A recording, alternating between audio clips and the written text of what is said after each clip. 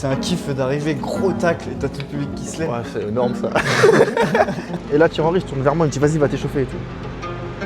Je m'échauffe boule au ventre, mais là j'ai eu la pression de fou. Je me change, je mets mon maillot, le coach adjoint il vient me voir, il me dit sur les coups de pied arrêtés, t'es là, j'entends rien. J'entends rien. Je rentre sur le terrain, je tourne la tête, je vois qui? Mbappé, Neymar, Cavani. Je tourne de l'autre côté, je vois Thiago Silva, Marquinhos, Kipem. Je dis mais je suis où là en fait? Nouveau format sur la chaîne les gars, un club, une personnalité locale. On prend le temps de discuter en profondeur avec la personnalité locale, on découvre l'histoire du club en même temps. Et là on est avec le big boss Wilson Zidore, je suis à Sunderland. Ça va boss? Ça va et toi? Ouais ça va. On va découvrir du coup ton histoire, ta passion pour le foot, c'est un énorme passionné, ta saison, tes ambitions, tu vas tout nous raconter, j'espère. Pas de problème. Et on va découvrir aussi l'histoire de Sunderland, très mouvementée. C'est parti, hein. C'est On va pas parti. en dire plus. Let's go les gars.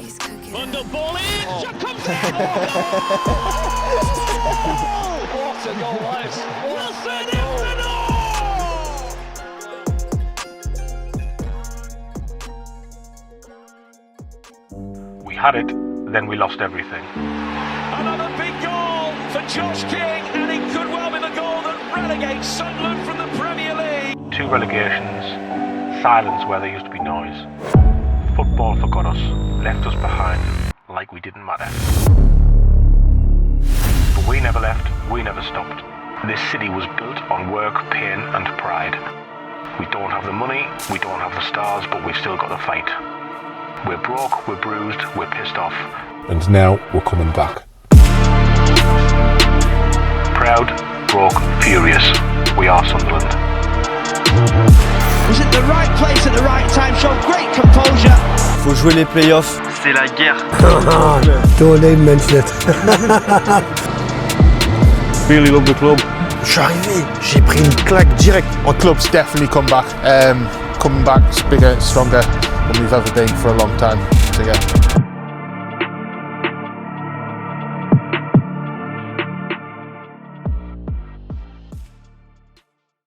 Yes, my name's Stephen, and I'm the host of the Wise Men Say podcast and a Sunderland fan. I've been doing the podcast for 12 years now. We were quite early, the longest running one that covers Sunderland. Pourquoi tu dirais que Sunderland c'est un club qui est spécial? C'est un truc de fou. J'ai dit, des fois je marche dans la rue, je vois des mecs, ils sont tatoués Sunderland. Et il s'est marqué Sunderland jusqu'à ce que je meure. Tu vois, c'est ce que je veux dire. Alors qu'on n'a pas des ultras, tu vois. Mais ils aiment tellement ça et. Non, c'est spécial ce club, franchement. Tu rentres ici et. C'est waouh. No, that's the old one. The new one's on me back, but you don't want to see my fat belly. The connection it has to the city, it's such a focal point for the city that we almost feel like whatever the football team does, it represents us as people as well. I feel like that's the connection it has, and I feel like that's how people are connected to the team and the city. Franchement, tout est spécial ici en fait. La ferveur des fans, ils ont une façon de parler, leur stade il est spécial. Les fans ils sont fous. Sunderland c'est un monument du football anglais. C'est le 7e club le plus titré du pays, derrière des Liverpool, City, Arsenal. Donc ça vous place quand même l'institution dans le foot anglais. Bon ok, le dernier titre fêtera bientôt son centenaire, mais tout ça pour dire que Sunderland reste incontestablement un club qui compte en Angleterre. Tu vois ici là, tout en haut, et ça c'est toutes les filiales de fans de Sunderland. Donc tu vois, t'as des mecs Sierra partout. Leone. Tu te rends compte? Sierra Leone, je crois que t'as des mecs du Pérou, t'as des mecs d'Argentine, t'as des mecs d'Australie. La dernière fois, je te jure, il y a un fan, il est venu me voir, il m'a dit je suis australien. Australia! Oh my god! I'll come to see you. Score a goal. For you then tomorrow I'm gonna score. Okay, I'll be up there. I'll be watching you. Yeah? From where? Where are you gonna be? Down the bottom. Yeah? The fat Tu te rends compte? Le gars vient d'Australie! Ouais, c'est Ça, fou. t'as des Canadiens et tout. Et c'est. En fait, c'est comme ça que tu te rends compte de la grandeur de ce club. Là, je vais vous montrer le vestiaire. Il y a l'intendant qui est dedans. Il est à fond, il sait pas qu'on va Il venir. est sous musique. Il est sous musique et tout. On va voir. Gros SDM de l'intendant. Wow! Kev, my big friend. I present you Samos, Hi. my big friend. So he's doing some content. Nice to meet He's you. a French guy. Find you. C'est un intendant Kev, ça fait longtemps qu'il travaille ici. Il est très gentil. Il aime le club. C'est un top mec. Athlete. Un athlète aussi. Donc des fois quand ça va pas, tu penses à... Ouais, attends, les mecs ils sont là, ils vont nous supporter jusqu'à la fin quoi qu'il arrive. Ça se trouve, il y a des gens, tu sais pas ce qu'ils vivent dans leur vie. Ils ont payé leur abonnement parce que c'est le seul truc qui leur fait oublier quelque chose. Et ils mettent toute leur vie dans le club, tu vois. Et ça, je trouve ça fou de pouvoir leur rendre en leur donnant des émotions, c'est fou. On se parle d'un des clubs les plus populaires du pays, dans une région qui est historiquement ouvrière et qui est un ancien fleuron de l'industrie britannique. Ici, on construisait des bateaux et on trimait dans les mines, du moins jusqu'à la fin des années 70. Depuis, les choses ont changé. Les chantiers ont rouillé, les mines ont fermé, la crise a frappé. It's a work. The whole area is a working class area. So this is working class Sunderland, really. Of course, everything over the years is just gone, But they are working class people up here. Always have been. I think there's basically nothing else here. There's very shortage of jobs at the minute because they shut all the mines, and this was a mine at one time where the ground's built. Vas-y, on découvre avec toi, let's go. Allez, vas-y, suivez-moi. Ouh, fait pas chaud. Donc voilà, Waouh. le Stadium of Light. Putain, il est magnifique, hein. Ouais, il fait 49 000 places. Il est fat, hein. Ouais, franchement, il est pas mal. Tu vois, nos supporters, ceux qui chantent, ils sont ici, ce côté-là. Et après, ici, c'est là où sont nos familles, juste derrière le banc. C'est important pour toi de visualiser avant le Oui. match, où il y a ta famille, Toujours, etc. Ok. toujours regarder où ils sont. C'est-à-dire que quand on fait le protocole, je regarde toujours où ils sont assis, etc. Paf, paf, ok, c'est bon. Ok. Et s'ils sont pas là, justement, ça me fait cogiter. Ouais, bah ouais. Donc je leur demande de venir généralement En avance. à l'échauffement, comme ça je vois déjà où ils sont. Donc ouais, ça c'est... J'ai la même sensation en Détroit. J'adore marquer, j'adore cette sensation que ça peut te procurer. L'adrénaline que ça te donne en fait, c'est un truc de fou. Tu vois, quand j'ai marqué mon premier but ici, c'était dans le but là-bas. Ouais. Et j'ai pris un shot d'adrénaline. Ah ouais. Oh, franchement, ça a été... Waouh. Tu sais, limite, t'as des larmes un peu, tu vois. Ok. C'est un truc de fou. Tu kiffes le Tu moment. t'arrêtais pas. T'as fait il vient de... Tu repars dans... T'avais pas assez, genre. Là, c'est un truc de fou. Je sais pas comment t'expliquer. Tu vois, tous les gens là, en fait, t'as 45 000 personnes qui crient ton nom. Tu te rends compte ou pas? Et c'est quoi dans ces cas-là? Tu fixes une tête dans le public? T'es Non. plus... en général, tu vois plus rien parce que t'es dans ton truc. C'est Ouais, quoi? en fait, tu vois rien. Ouais, je te jure. Moi, je suis là, j'agite mes bras et tout. Mais je sais même pas à qui je le fais. Mais en fait, c'est pour... Ouais, pour les faire kiffer, en fait, les mecs. Pour les... Voilà, quoi. Et tu t'en souviens du but ou jusqu'au moment où tu le vois à la télé, limite c'est un peu flou ce qui s'est passé. Ouais. Tu vois ce que je veux dire? C'est un peu flou ce qui s'est passé. En fait, ça se passe. Et après le match, donc généralement, je le revois, le but. Et là, je me rappelle, ok, là, ça s'est passé comme ça. Mais en fait, t'as tellement cette adrénaline de tout que tu oublies ce que tu viens de faire, en fait. T'as des sensations quand tu remates le but en vidéo? Ouais. Surtout quelques-uns là. Fou. Je sais que j'en ai mis des t'as beaux. mis des petits golazos cette année. Hein. Ouais, j'en ai mis des beaux cette année. Sunderland, c'est une ville qui est située dans le nord-est de l'Angleterre. Pour vous situer un peu, juste à côté, il y a l'ennemi juré qui est Newcastle et un peu plus au sud, il y a Middlesbrough. La distance, c'est vraiment rien. On est à une vingtaine de kilomètres. Newcastle, là, sur le métro. À 8 stations, il y a le Stadium of Light de Sunderland. Donc, les bonnes rivalités, elle est très très énervée celle-là. Ah ouais, the lads. Ça veut dire quoi? Ça veut dire en gros, allez les gars. Ouais. Ça, tu vois, pour la petite histoire, c'est que là, c'est ah ouais, mais le oh ouais, c'est Newcastle. Il faut vraiment pas se tromper. Le nord-est de l'Angleterre s'est souvent senti délaissé par Londres. Et l'ancrage local y est donc très fort. Historically, yeah, I think if you were to start in London and look at all the investment, and you were to slowly travel north, the further north you get, you would see clear signs of that investment getting lower and lower and lower and lower. We're all used to that now, yeah. Une région où on gagne peu, mais où on chante très fort. Cette ferveur, elle a jamais quitté les tribunes du Stadium of Light. Même depuis que le club évolue dans les divisions inférieures, depuis bientôt 8 ans maintenant. Une chute vertigineuse de la Première Ligue à la 3e division anglaise, documentée dans la série Netflix Sunderland Till I Die. Une série qui est venue coller une étiquette de loser à un club dont le chat noir est l'emblème. Mais ça pourrait très bientôt devenir de l'histoire ancienne. En gros, ce que tu me dis, c'est que vous êtes un vrai groupe, quoi. Exactement. C'est pas genre des individualités, chacun fait son truc, Ouais, ça voilà, rentre c'est à ça. la maison. Là, vraiment, vous êtes en mission, quoi. Exactement, c'est ça, c'est le mot. On est en mission et on en est conscient. Depuis le début de l'année, on sait qu'on avait pour objectif d'être promu dans les places automatiques. Bon après, voilà, c'est dur. C'est 46 matchs une saison de championship, donc c'est dur. Après 8 saisons où les supporters ils ont vécu le cauchemar entre la Championship et la 3e division, Sunderland a jamais été aussi proche de remonter que cette année. Avec l'effectif le plus jeune du championnat, Sunderland est actuellement 4e de Championship. Et croyez-moi, c'est loin d'être anodin, dans un des championnats les plus intenses au monde. Parce que la Championship, c'est 24 équipes qui s'affrontent tous les 3 jours, une compète étendue sur plus de 10 mois. C'est un championnat, moi, que je kiffe vraiment particulièrement, tu vois. Mais vraiment, j'ai une énorme curiosité sur. Je me dis limite comment tu tiens ce que tu dis. Enfin, c'est quoi? C'est 48 matchs par saison, tous les 3 jours, il pleut, il fait froid. Parle-moi de ça, de cette intensité de la Championship. Mes premières semaines où je suis arrivé ici, c'était trop dur. En termes d'intensité, donc moi je suis passé du Zénith, qui est un club qui joue la Ligue des Champions tous les ans, à ici. Donc je me suis dit bon, ça va quoi, tranquille. Je suis arrivé, j'ai pris une claque directe. En termes d'intensité, c'était waouh. Au niveau des courses, au niveau des duels, au niveau de chaque passe, chaque frappe, tu t'attends pas à ça en fait. C'est du non-stop. Et en plus, tu vas dans des stades comme ici, t'as les fans, t'as des stades historiques d'Angleterre. C'est un truc de fou quoi. Moi, ce qui me choque à chaque fois que je viens de voir un match Championship, c'est, t'en as parlé, c'est l'intensité, mais l'intensité physique aussi. Physiquement, il y a des morceaux. C'est un truc de fou. Là, comment toi tu t'adaptes à ce football-là aussi? Du coup, tu essaies d'utiliser plus ton cerveau. Je sais que je vais pas gagner physiquement contre ce mec-là. Donc je vais essayer de l'esquiver de la meilleure des manières. Si je dois créer un espace d'1 mètre pour courir dans son dos, ou alors rester proche de lui et décrocher au dernier moment pour l'éviter. Parce que s'il me touche, je sais que je suis mort. Donc j'essaye de faire ça. Ouais, parce que j'ai eu des morceaux cette année là.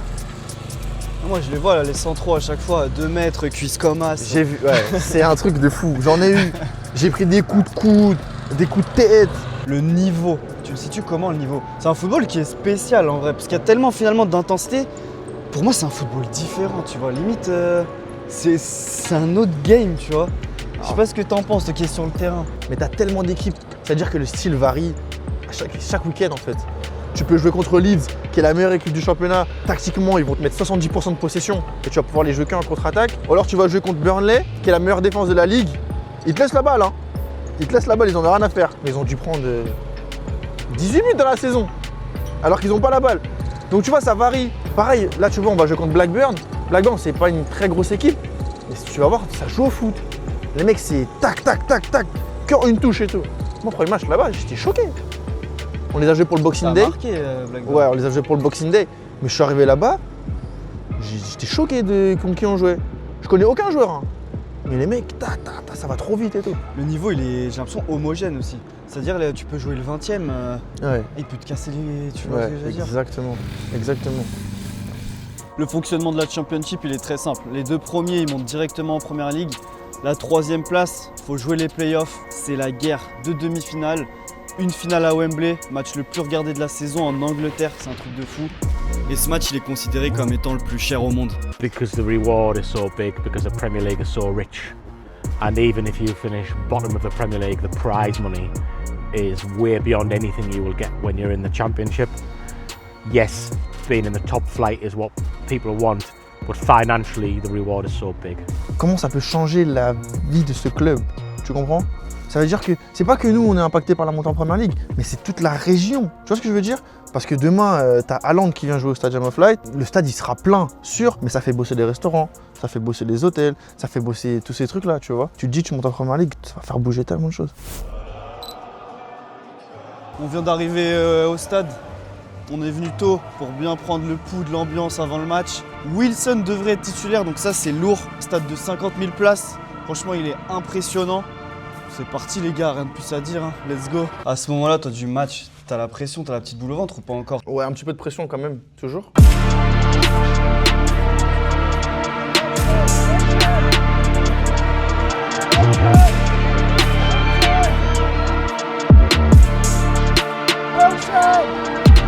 Quel délire avant les matchs. match, toi t'es plutôt un joueur genre ultra focus, faut pas te parler, ou détente, ça rigole dans les vestiaires? Franchement, un peu des deux. Hein. Ok. Ouais, ça un peu dépend des du deux. match ou? Ouais, ça dépend du match. What's your prediction for today?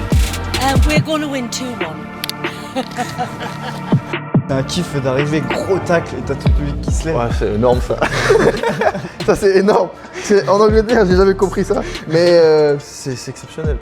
Et des fois même pour rien. Hein. Par exemple, t'as un ballon dos au jeu, tu vas la garder, tu peux la jouer en face de toi, bah, ça t'applaudit parce que c'était pas forcément facile. Peut-être le gars il était derrière. Ils applaudissent, ils connaissent le football ici, tu vois. Et c'est ça que j'adore.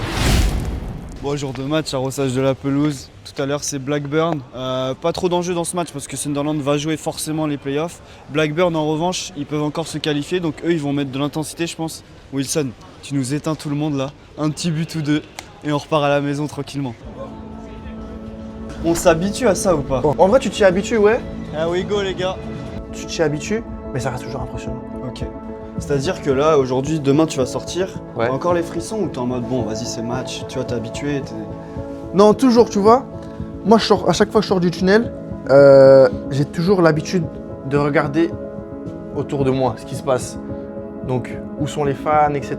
Je regarde toujours. Parce qu'en fait, j'ai jamais exprimé ma gratitude du fait que j'ai de la chance d'être là où je suis quand même. C'est-à-dire j'ai envie de sauvegarder ce moment-là en me disant « On a commencé à jouer au foot, on était petits, on jouait sur du bitume contre des murs. » Tu vois ce que je veux dire? C'est encore des trucs que tu te dis aujourd'hui? Mais bien sûr. En plus, moi, je suis fils unique.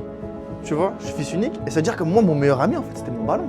Et aujourd'hui, j'ai la chance de pouvoir jouer avec un ballon devant 45 000 personnes. Je sais pas si tu te rends compte.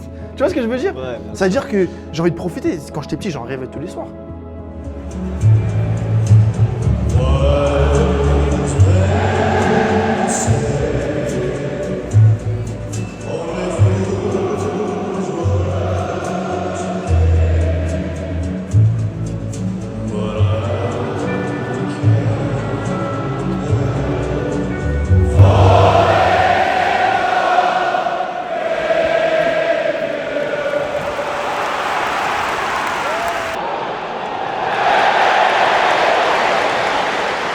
C'est un truc qui te plaît? Tu parles de l'enchaînement des matchs là. Avoir des matchs tous les 3 jours, c'est un truc, ça te plaît ou des fois t'es en mode J'adore ça, mais c'est vrai que c'est chaud.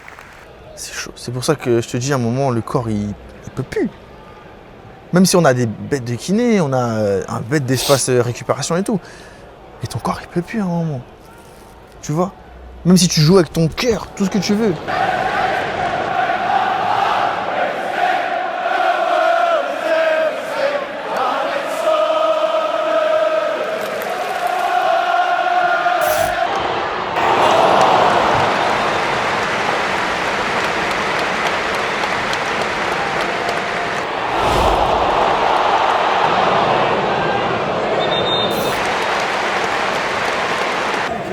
Les gars, fin du match, défaite 1-0, malheureusement pas de but de Wilson, mais il a fait un très très gros match, je suis content pour lui. Ça va le booster pour les playoffs. Et on sentait quand même qu'ils avaient la tête déjà aux playoffs. Ils ont essayé, ils ont poussé, mais défaite, c'est pas grave. Tu la sens, ce désir de Première Ligue des supporters, cette ferveur populaire pour que vous remontiez? Mais oui, mais carrément, il y a un chant. On y va, en Première Ligue, on y va. Comment? Je sais pas. Même en français, ça. Comment? Je sais pas. Comment? Je m'en fous. Mais on y va. 8 years ago, I think I cried. Gutted, absolutely gutted. It was just awful. And Club's definitely come back bigger, stronger than we've ever been for a long time. So yeah. I'm hopeful. I think we might make the playoff final, hopefully. Yeah, I think we're coming back. Yeah, I think so. Wembley, bring it on. If you have one word to describe Sunderland for you, which one do you choose? Tremendous. Tremendous. That was Wayne. Don't know for that.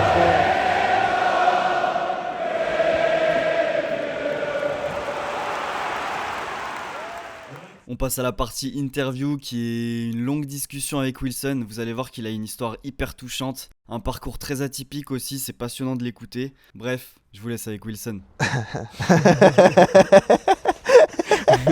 Du coup, on va parler de ta carrière pour découvrir un peu aussi toi, d'où tu viens, ton parcours, etc. Toi, t'es né à Rennes, T'es un breton. Ouais. Ouais, moi je suis né à Rennes. J'ai grandi là-bas avec ma mère. Quand t'as pas de frères et sœurs, donc tu joues au foot. Tu joues au foot, tu joues au foot. Et quand il n'y a personne avec qui jouer, bah, tu joues tout seul. Du coup, bah, ouais, j'étais tout le temps avec mon ballon, tout seul, à jouer contre un mur. Et puis, ma mère, elle avait en fait, on était dans un appartement, il y avait un garage en bas. J'allais toujours dans le garage jouer. Et du coup, le garage, c'était mon but.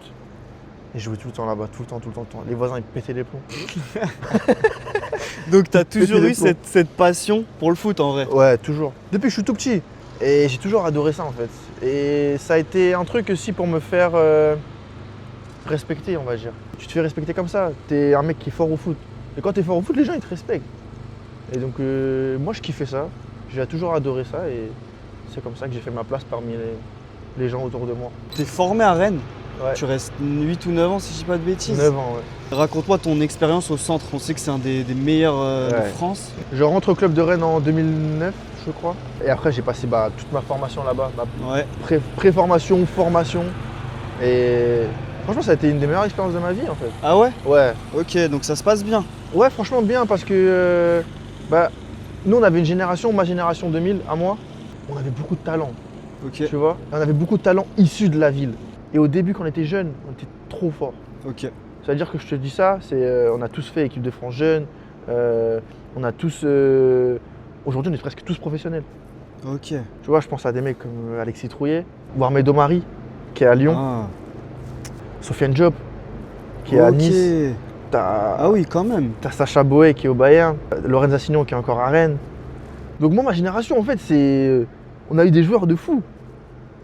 Mais le truc, c'est que, en fait, on s'est tous dispersés à un moment ou à un autre. Et aujourd'hui, je sais même pas si on est encore en contact chacun. C'est compliqué. Hein. T'es formé à Rennes. Tu ne signes pas pro à Rennes. Tu Voilà. décides de quitter à 17 ans Rennes pour aller à Monaco qui te Mais fait signer un contrat contrat pro. Ça se passe comment là? Monaco vient te chercher, donc tu quittes ton club d'enfance finalement. Ouais. T'es triste, t'es content de partir. T'es comment la mentale à ce moment-là? Ouais, franchement, je suis content de partir. Parce que à Rennes, ça se passait pas forcément très bien. Bon, on m'a jamais mis en avant à Rennes. On a toujours mis les autres en avant et jamais moi. Alors, j'avais aucun regret de partir. Après, ce qui m'embêtait, moi, c'est que mon premier rêve, en fait, c'était de jouer au Horizon Park. Depuis tout petit, j'allais au stade, avant ça s'appelait stade de la Route de Lorient. Bien sûr. Et moi, c'était mon rêve à moi de jouer là-bas et c'était le rêve à ma mère surtout. Ok. Parce que ma mère, tu vois, vraie rennaise et tout. Donc c'était son rêve à elle. Et ça m'a fait un peu mal de Pas aller au bout de ce. pas aller au bout de ce truc. Mais en fait, j'avais tellement peu de considération dans ce club. Je me suis jamais entraîné avec des professionnels, alors que tous ceux de ma génération, ils s'entraînaient déjà avec les pros.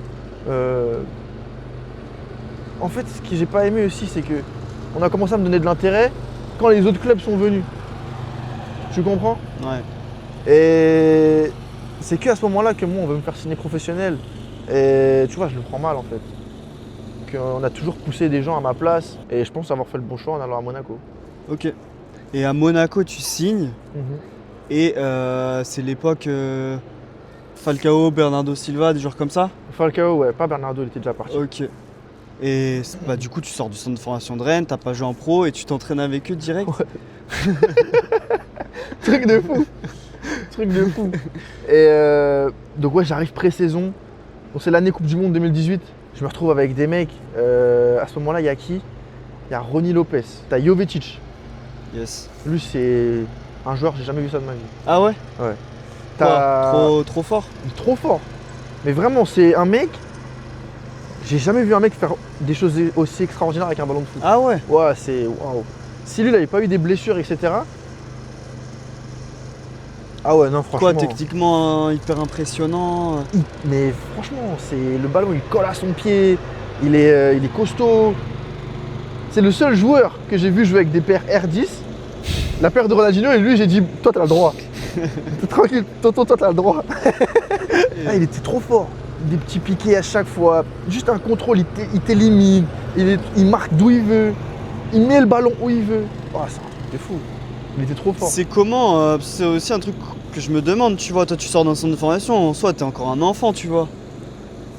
T'arrives, c'est des mecs, tu les vois à la télé, j'imagine, quand tu regardes des matchs et tout. Ouais. C'est impressionnant de s'entraîner avec eux. Bah, Ou toi, t'arrives dans une mentale, genre c'est bon. Moi aussi, je suis pro.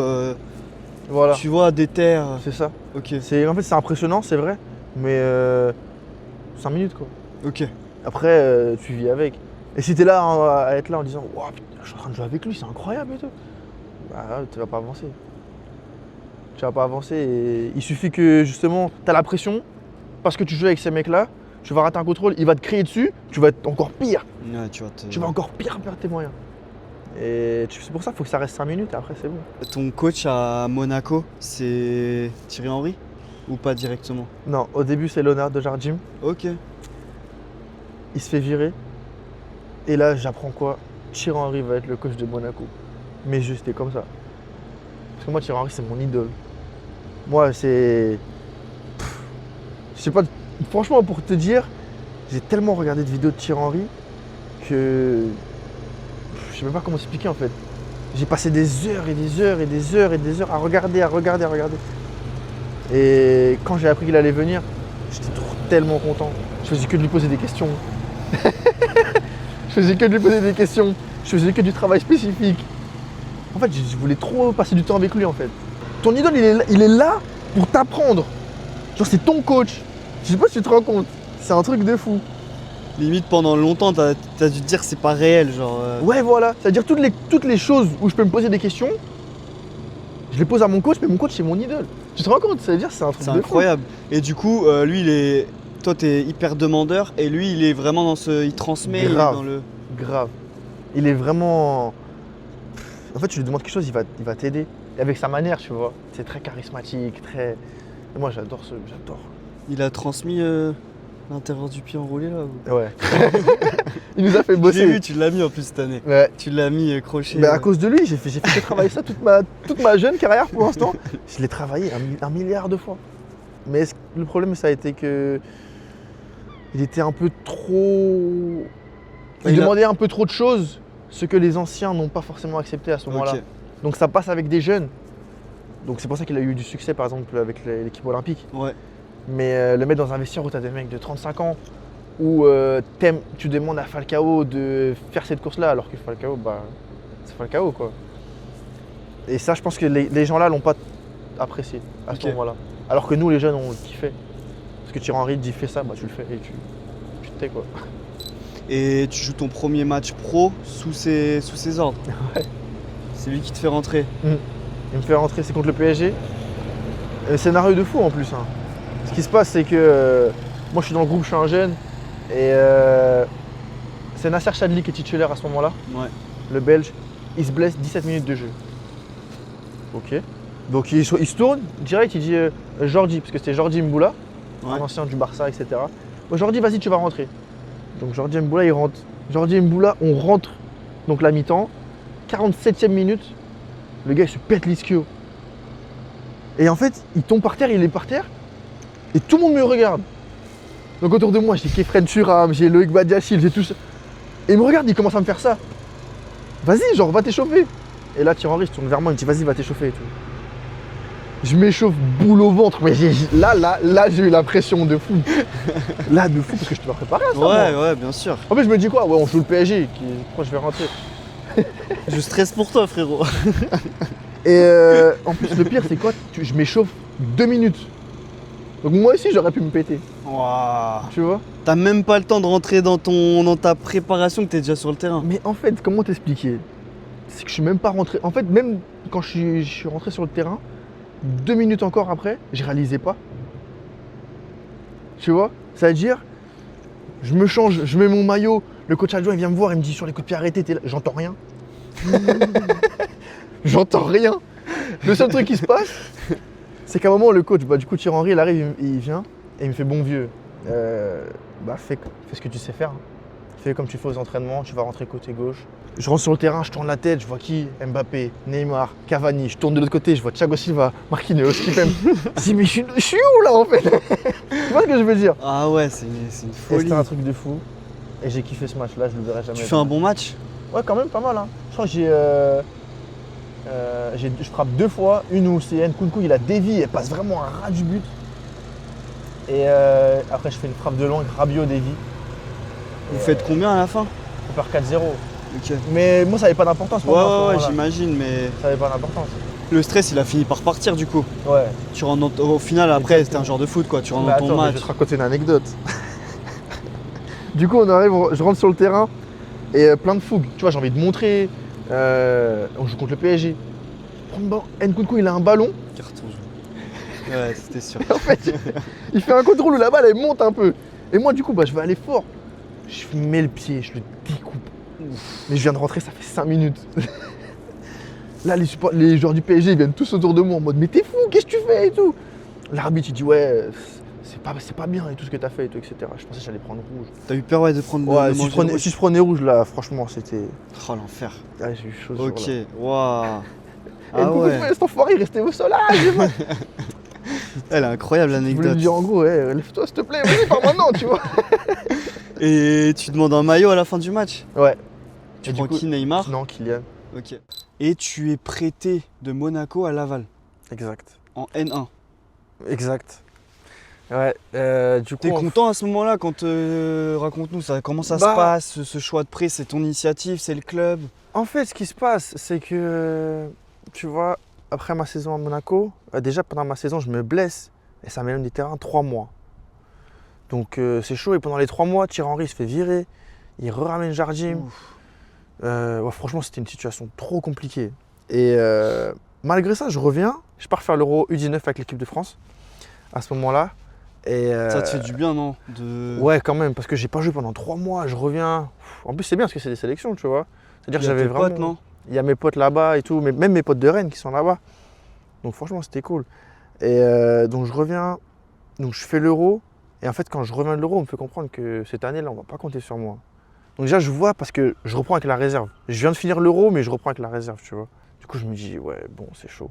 Et du coup, ce qu'il fallait, c'était que je trouve une porte de sortie. Et à ce moment-là, moi, je sors de l'Euro et c'était pas facile. Hein. Avec mes anciens agents, on essayait de trouver des Ligue 2, etc., tu vois, pour aller chercher du temps de jeu. Et on ne trouvait pas plus que ça. Parce que les clubs, ils n'avaient pas confiance en moi parce que je revenais de blessure. Et puis, tu vois, j'étais un petit jeune qui n'avait pas forcément prouvé encore et tout. Et ils n'avaient pas confiance en moi. C'est dur cette période pour toi là dans la tête? C'est chaud. C'est chaud parce qu'en fait, tu te dis en gros, personne qui a confiance en moi. Il n'y a que moi-même qui ai confiance en moi. Et ça, c'est chaud. Donc au final, ce qui se passe, c'est que on finit par trouver Laval en National 1. Et donc je m'entends assez bien avec le coach, il me dit viens, tu vas jouer, etc. et tout, c'est bien. En fait, au final, j'arrive là-bas, rien se passe. Je crois que je joue 5 matchs titulaires, je crois. Je mets un but, ou quelque chose comme ça. Après, je fais que des rentrées. Et pour te dire, le truc, c'est que moi, je finis l'année à Laval, je finis mon prêt à Laval en N3.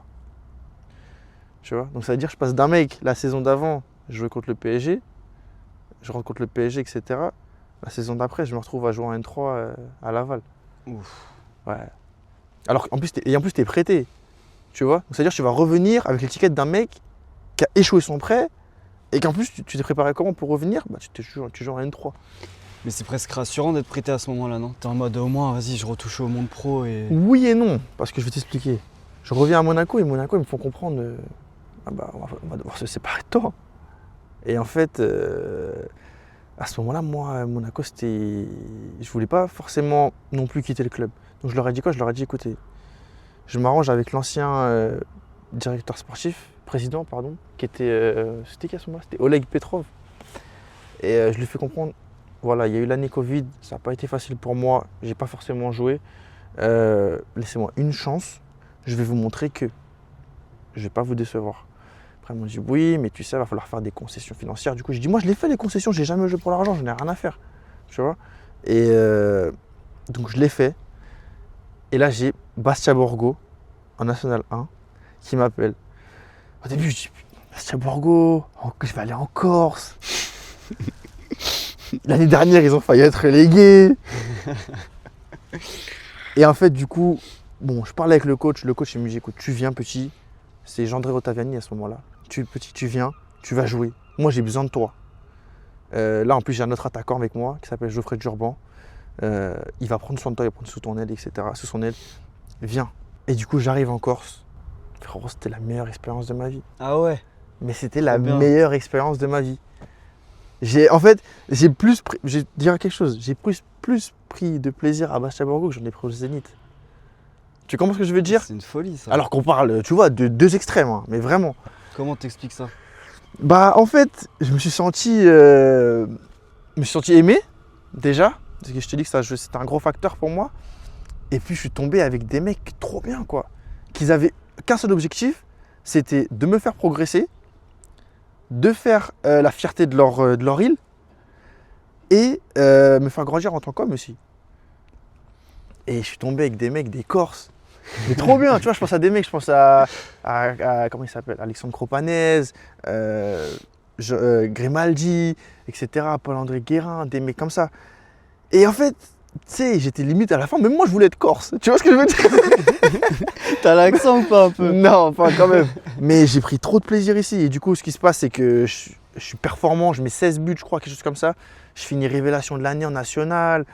Et du coup, en fait, ce qui se passe, c'est que là, mon téléphone, il fait que de sonner à ce moment-là. Et tous les clubs de Ligue 2 qui m'ont rembarré là avant, tu te rappelles, ils m'appellent. Ouais, mais il faut que tu viennes et tout, patati. Ah, mais là, c'est différent, là, c'est pas la même chose, tu vois. Et Monaco, à ce moment-là, ils disent « Ah, le petit, il a bien progressé en fait. Il fallait juste lui laisser du temps. » Et en fait, Monaco, ils disent quoi? On veut plus le vendre. Donc, je retourne à Monaco avec les pros.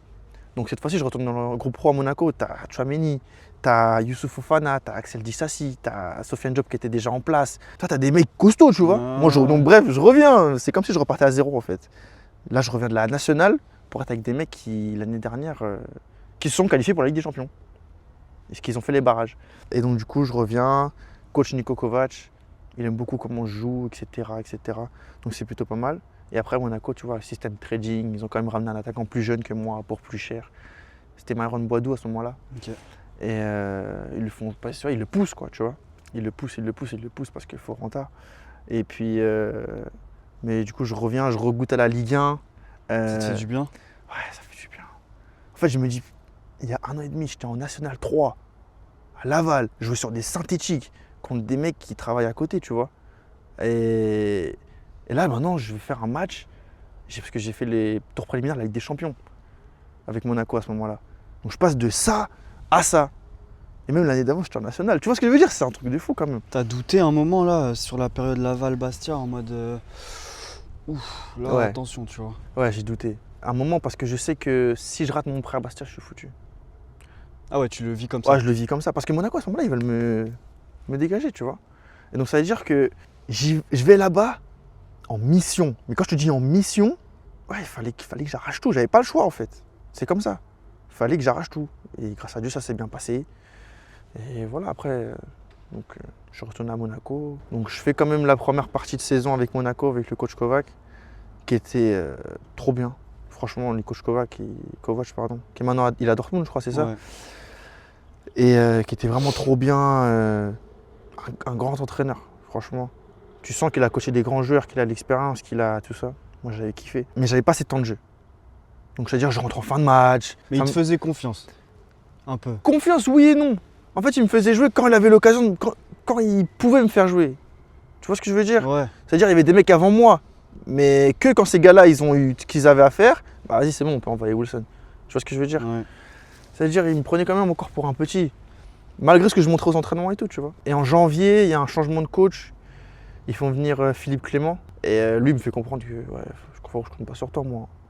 Il me fait comprendre direct. Tu sais, il te le fait comprendre direct. Il dit, ouais, bon, c'est mieux que tu pars. Tu vois. Et ça fait mal à entendre, quand même. Même si je m'y attendais. Je préfère faire genre, c'est moi qui ai décidé de partir, que ça soit toi qui vienne me voir et qui me dit, vas-y, s'il te plaît, tu peux partir. Tu comprends? T'es atteint moralement? À ce moment-là, atteint, non, je pense pas quand même. Mais ça fait mal. T'as douté un moment tu vois, tu me racontes, quand Monaco ça se passe pas bien, quand on voit Laval, c'était un peu le... Ouais. Là-bas, attends, on va voir là-bas aussi. Tu doutes un moment de toi, t'es sûr de ta force, en mode, ok, vas-y, tranquille, on va, tu vois. Je doute, mais je suis sûr de moi. Tu doutes pas de tes qualités? Non, Okay. jamais. J'ai jamais douté de mes qualités. On va dire j'ai douté de mes choix. Ok. Tu vois, j'ai commencé à douter de mes choix. Ah, et si j'étais resté à Rennes? Ça commence, c'est là, Ouais, que ces questions-là, elles Ok. commencent. Quand tu vois, tu es vraiment au fond du trou. Tu te dis, mais en fait, purée, il y a 2 ans, je suis né à Monaco. Il y a 1 an, je suis né à Monaco. Mon téléphone, il fait que de sonner. Ça te fait passer pour un wonder kid, tu vois, un joueur exceptionnel qui a une pépite et tout. Tu es au fond du trou. Ton téléphone, il sonne plus. Tu n'as plus d'amis. Les gens dans le foot, ils te calculent plus. Les gens qui t'appelaient pour te féliciter avant, ils te félicitent plus. T'as plus rien. Moi, mon téléphone, rien. J'étais comme un fou. Quand je t'ai dit, pour moi, j'ai touché le fond à ce moment-là parce que les gens, ils me donnaient plus aucun intérêt. T'es devenu un mec lambda. Alors qu'en fait, t'es passé d'un mec là à un mec que plus personne ne calcule. Tu vois? Et ça m'a fait énormément de mal en fait. Et c'est là que je me suis vraiment remis en question. Donc ce que tu décris là finalement depuis tout à l'heure, c'est un peu, tu sais, les bons et les mauvais côtés du foot. Ouais. Tu vois, tu me décris tout ce que la joie que ça te procure de signer à Monaco, les émotions quand tu rentres contre Paris. Tu me décris aussi que, t'inquiète pas, les dos ils se tournent au moment où toi ça te calcule plus. Exactement. Tu vois. Donc c'est un peu la double facette. C'est Ça t'a forgé ça? Ouais. Tu vois, ce moment en mode maintenant, peut-être tu te protèges un peu plus de tout Exactement. ça. Exactement, c'est ça. C'est que maintenant, bah voilà, c'est le mot, je me protège plus. C'est-à-dire que je donne moins ma confiance. J'essaye de m'entourer de personnes dont j'ai envie d'être entouré. En fait, j'ai eu 2 choses dans ma vie. La première chose, c'était rendre fier ma mère. Et maintenant, ça va être de rendre fier mon fils. Ça va être ces choses-là. Et donc, je sais qu'en étant entouré de bonnes personnes, je pourrai accomplir des grandes choses et rendre fier mon fils et ma mère. Et donc, à ce moment-là, je cherche une porte de sortie. J'ai des clubs en Ligue 1 qui m'appellent. Mais tu vois, je sens que c'est pas un intérêt sincère. Je sais pas comment t'expliquer. C'est-à-dire? Et bah, je sais que je vais aller là-bas, mais on veut me prendre pour me prendre en fait. On veut m'ajouter dans un groupe. On va pas me faire continuer à me développer ou me faire jouer plus que ça et tout. T'es attentif à ça? Ouais, de fou. Ça joue de ouf pour moi. Et là, je reçois un appel. Ouais, on a la possibilité de te faire au Lokomotiv Moscou. Bah moi je raccroche parce que je me dis je vais faire quoi? Moi je me dis mais qu'est-ce que tu me racontes là? Je vais faire quoi le Lokomotiv Moscou? Moi je vais aller en Russie. Et en plus tu sais au début tu as trop d'a priori sur la Russie. Et là je rencontre un mec, il vient me rencontrer à Monaco à ce moment-là. Je te parle de ça, on est vers le 10 janvier. Et le gars, il me parle, il connaît tout mon parcours professionnel. Genre le directeur sportif. Le directeur sportif, il me connaît par cœur. Il me dit ce match-là, t'as marqué un doublé ce jour-là. Ouais, je me rappelle et tout, t'as marqué comme ça et comme ça. De Bastia Borgo les matchs. De Bastia Borgo, même quand j'étais en sélection jeune, ou alors quand quoi? Quand j'étais un peu plus jeune à Rennes, etc. Tous ces trucs-là. Et en fait, je me rends compte, le gars, il me connaît de A à Z. Il me dit, moi, tu viens Lokomotiv, on joue en 4-4-2, tu joues en deuxième attaquant, tu tournes autour de mon attaquant, etc. Je sais qu'on va te faire exploser.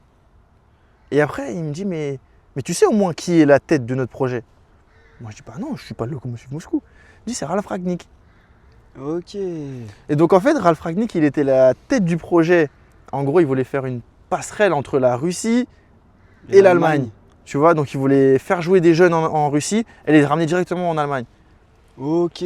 Tu vois? Tu as une perspective en plus après d'évolution. Donc moi, je vais là-bas, je me dis, oh, c'est cool, tremplin en fait. Et là, je dis, vas-y, c'est bon, on y va. Moi, je vais en Russie, je suis sûr.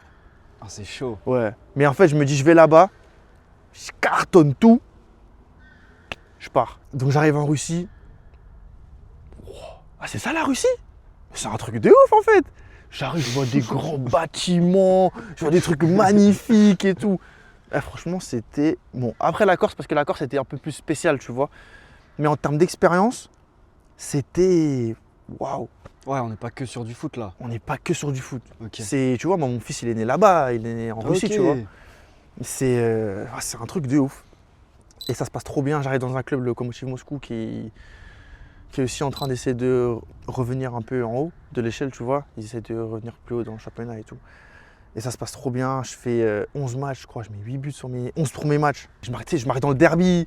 Je marque des buts importants contre le C'est bien, CSKA. du coup tu te rassures direct en mode c'était le bon choix, je me régale. Direct. Ok.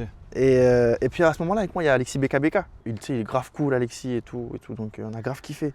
Et cette expérience-là, on l'a vécue à 2 et quand il est parti, ça m'a fait énormément de mal, tu vois. Ah, il a quitté le... Ouais, il est parti 6 mois après Ok. mois après que moi je suis arrivé, il est parti. Ça m'a fait du mal. C'est-à-dire les 6 mois d'après, j'ai galéré un peu, j'étais tout seul. C'était chaud, tu vois. Mais 6 mois, ça se passe en dents de scie, tu vois. Je me blesse à l'épaule, tu sais, je marque pas trop de buts, etc. Ou je marque un ou 2 buts. T'as des périodes de doute là à ce moment-là en mode Russie. Même pas de... Ouais, c'est un peu de doute, mais Sur le surtout... choix que t'as fait. Un petit peu. Ok. Un petit peu. Je me dis, ouais, je voulais tout casser, j'ai tout cassé. J'ai eu des offres cet été que j'ai dit non, parce que je me sentais vraiment bien. T'avais quoi? T'avais de la Ligue 1, t'avais j'avais le championnat aussi? plus de l'Allemagne à ce Ok, moment-là. Ouais. de la Bundes? Ouais, de la Bundes. Ok. Mais j'avais plus de la Bundes et du coup, je dis quoi? Je dis putain, pourquoi j'ai pas fait ce choix-là, tu vois, finalement. Donc c'était compliqué. On est en janvier, c'est là où Lorient sont intéressés par moi, Ok, avec le coach Lebris. ok. Donc ils sont intéressés et tout. Ouais, nous on veut récupérer Wilson. Et à ce moment-là, ils sont 5e Lorient de Ligue 1. Hein. Ils sont vraiment très bien. Tu sais, ils ont fait une saison à un moment Lorient où c'était très bien Ouais, classé et tout. ouais. Ils étaient premiers au début et tout. Ouais, pendant longtemps et tout, trop bien. Donc, ouais, il y avait Mofi, Lorienté et tout ça, tu vois. Donc, moi, je me dis, bah, c'est cool, tu vois, je vais aller là-bas et c'est pas mal. Après, j'ai d'autres offres, tu vois, etc. Et là, vas-y, on me fait un travail mental, etc. Je dis, mais va pas à Lorient, va à Lyon, t'as la possibilité d'aller à Lyon et tout, là. Et moi, il se passe quoi? Je parle avec Laurent Blanc, à ce moment-là, qui est coach, qui me dit, mais tu viens, tu vas jouer. Moi, j'ai besoin de toi, là, tout de suite, là. Du coup, moi, je dis, ouais, tu te rends compte, t'as Laurent Blanc qui te dit ça quand même. Tu viens, tu vas jouer. Je suis là, le jour, il passe. Le jour après, je vois un message, Jean-Michel Aulas. Tu vois? Et du coup, là, ça a été difficile. Parce qu'il a fallu que je dise au coach Régis Lebris, à qui j'avais dit, moi, je vais venir à Lorient. Finalement, je vais à Lyon. Tu comprends? Ah ouais, c'est compliqué. Et à ce moment-là, c'est chaud. C'était chaud. Mais c'est des trucs que tu dois faire en tant qu'homme. Bien Tu peux sûr. pas juste. Imagine le gars, il l'apprend. Wilson Isidore a signé à Lyon, alors que je viens de lui dire, j'ai fait le signer là-bas. Et au final, tu vois, Dieu l'a décidé. Une semaine avant que j'arrive à Lyon, j'avais pris un petit coup au genou, tu vois. Et Ah non, la visite médicale. visite médicale. Ah, t'es pas Ouais. sérieux. Et en fait, et tu vois, pour moi, j'avais mal au genou, mais pas de ouf. Et attends, c'est marrant parce que j'arrive à Lyon, je fais les tests médicaux et tout, tata. IRM, et à un moment, ils me disent, oh, tu peux courir sur le tapis là? Je dis, bah, vas-y, pas de problème. Je cours sur le tapis, mais pour moi, je cours normal. Il me dit, mais t'as mal au genou là? Je dis, bah non. Pourquoi vous me dites ça et tout? C'est le docteur. Je dis, pourquoi vous me dites ça? Il dit, si, t'as mal au genou. Je dis, bah non, sinon vous l'auriez vu, j'aurais dit, je peux pas courir ou quelque chose comme ça. Il monte mon IRM, c'est marqué quoi? Rupture du ligament latéral externe du genou. Mais non. En fait, je jouais avec une rupture du ligament. Ok, mais en fait, t'aurais même pas pu signer à ou alors J'aurais pu signer nulle part. été blessé, quoi. Ouais, voilà, c'est ça. Et donc j'aurais signé blessé. Ouah, ça Et vu doit que être c'était dur avec mentalement, ça. En fait, ce qui était bien, c'était que si je signais à Lorient, c'était un transfert, alors que si je signais à Lyon, c'était un prêt option d'achat. Et en fait, le fait que ce soit un prêt à Lyon, bah du coup, ils ont dit, bah, ça sert à rien. On va pas te faire signer en prêt avec une option d'achat si tu vas jouer un match maximum, minimum. Tu vois ce que je veux dire? Et ouais. Parce que là, j'en avais pour 3 mois, 3-4 mois. Donc, Ouais. mort, ça tombe à l'eau. Ça tombe à l'eau. Tu rentres en Russie. Ouais. Mais ce qui est bien, du coup, avec la Russie, c'est qu'en mars. Donc ça me laisse le temps. Ouais, on est en janvier. Ça me là. laisse 2 mois où je peux vraiment Soigner. faire attention à mon genou et tout. Ok. Je reviens au Locomotive, du coup. Bah déjà, il faut affronter le regard des gens. Il faut affronter le regard des gens d'avoir raté une visite médicale. Tu comprends ce que je veux dire? Les gens, ils disent, mais c'est passé quoi et tout il s'est passé quoi? Explique-nous. Je leur dis, ouais, j'ai mal au genou. Ils me disent, ouais, mais t'avais rien, tu continues de t'entraîner avec nous. Donc il s'est passé autre chose. Ah, tu t'entraînais normal? Mais en fait, moi, je avec le m'entraînais. ligament. Je m'entraînais avec un strap. Tu vois, je m'entraînais strappé et tout, patati patata. Mais en fait, il me manque un ligament. En plus, ils ont fait des recrues, tout ça. Ils ont recruté Artem Dzyuba. Ouais. Dzyuba, grosse légende de la Russie, recordman. Il a tous les records en Russie et tout, etc. C'est un sacré joueur. Hein. Ouais, et le gars, c'est lui qui joue à ma place maintenant. Moi, je reviens de blessure, c'est lui qui joue à ma place, il marque des buts et tout. Je fasse quoi, moi? Et en fait, ce qui se passe, mais un truc de fou, hein. Un truc de fou. Je reviens, premier match, on joue CSK, ils perdent 1-0. Et j'ai pas joué depuis un long moment. Les fans, ils savent même plus qui je suis, tout ça. Même si j'avais quand même marqué le club avant, quand même, tu vois. Mais tu sais, ça t'oublie vite. Le foot, c'est le moment présent. C'est pas avant ou c'est pas le futur. C'est le moment présent. Et je marque, j'égalise 86e, 87e minute, un truc comme ça, j'égalise. Match d'après, pareil, je rentre, je marque encore. Ouais, c'est bizarre, comme je reviens bien de ma blessure là, il se passe quoi et tout. Et en fait, et du coup, j'ai enchaîné pendant. J'ai fait un truc genre 8 matchs, 7 buts. Ouais, t'avais trop faim. Ah, j'avais trop la dalle. Ouais, T'avais franchement, faim, j'avais trop faim. frustré du transfert. Je pense que c'est ça. T'avais trop de. C'est de la frustration.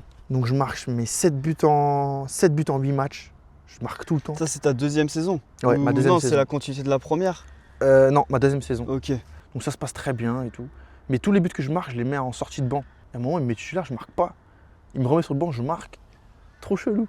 C'est-à-dire, à un moment, j'avais le meilleur ratio de. Ah, mais elle est de pas je sais bonne pas cette quoi. ticket. Elle est pas bonne. Et franchement, elle est Le pas bonne du remplaçant tout. qui score là, elle est. Et du coup, ouais, je faisais que de marquer. En plus, je mettais des beaux buts à ce moment-là. Et à ce moment-là, mon téléphone, il sonne. Tadam! Allô? Pablo Longoria. Oh, Ouais. ok. Donc à ce moment-là, tu vois, Pablo, Pablo, il m'a suivi depuis que je suis tout petit. Il avait essayé de me ramener à la Juventus au moment où moi, je signais à Monaco. En fait, j'avais le choix entre Monaco et la Juventus. Et c'est Pablo Longoria qui gère le dossier. Un moment, avant de partir à Laval aussi, Pablo, il arrive à Marseille. Donc il arrive en poste à Marseille et il dit, moi, je te prends, je te mets en réserve. Et on voit ce que ça donne. Si tu montres que tu as le niveau pour monter avec l'équipe première, tu viens. Mais là, en gros, lui, il a toujours cru en moi et tout. Et là, mon téléphone, il sonne après ma saison au Locomotive. Et Pablo, il m'explique qu'en gros, il aimerait bien me faire, tu vois. Il aimerait bien me faire, il a confiance en moi, qu'il va m'aider à devenir le joueur que je dois être et que voilà, quoi. Et au final, ce qui se passe, ça se fait pas pour diverses raisons. En fait, c'est surtout au début, ça met super longtemps. Et en fait, ils me disent quoi? Ils me disent beaucoup, ouais, on attend ça, on attend que lui parte.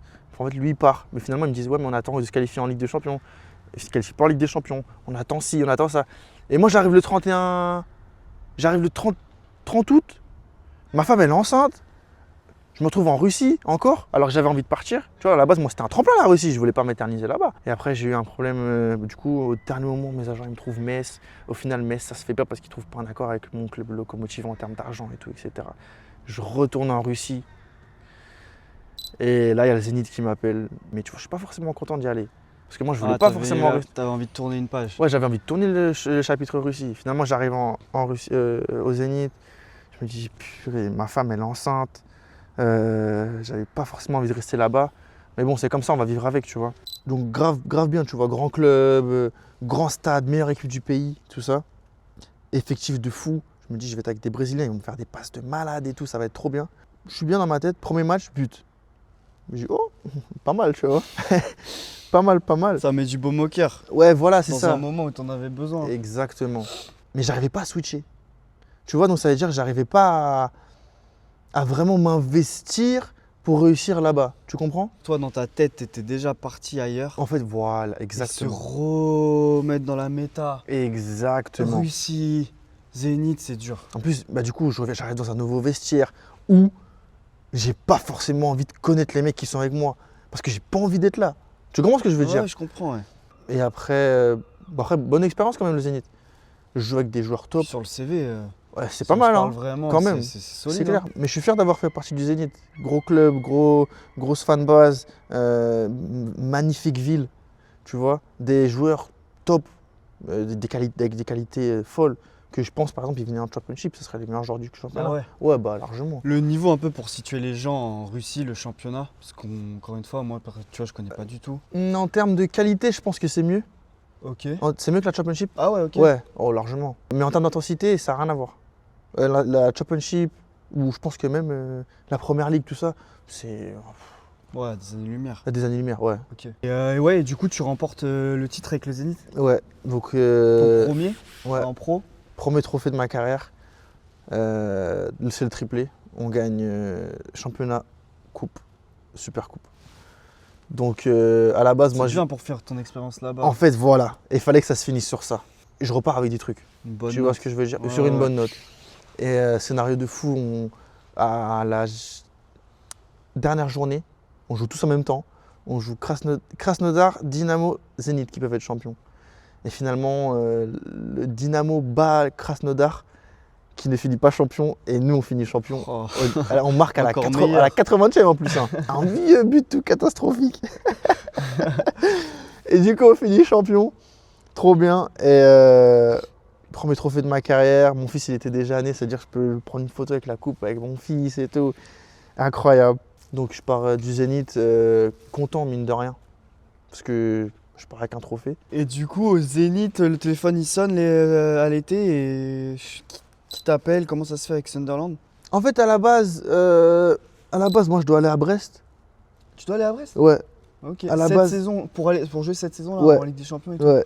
Donc Ah, à la base, chaud. moi je dois aller à Brest. Pour diverses raisons, ça se fait pas. Ok. Et au final, c'est là que Sunderland toque à ma porte. T'es content quand on te dit Sunderland, ils sont chauds Ouais, je suis trop heureux. Ah ouais? Ouais, je suis trop heureux. Tu connais? En fait, mon premier réflexe, c'est d'appeler un ami à moi qui connaît Pierre Ecois, qui est maintenant à Saint-Etienne mais qui est à Sunderland. Et c'est de lui dire envoie-moi le numéro de Pierre, il faut que je l'appelle. Pierre, il peut pas répondre, donc je demande à mon pote, je dis ouais, ça va, ça se passe bien pour lui là-bas, etc. Et tout. Il me dit ouais, franchement, Pierre, il kiffe son expérience là-bas. Il dit le club, il est top et tout. Ok, pas de souci.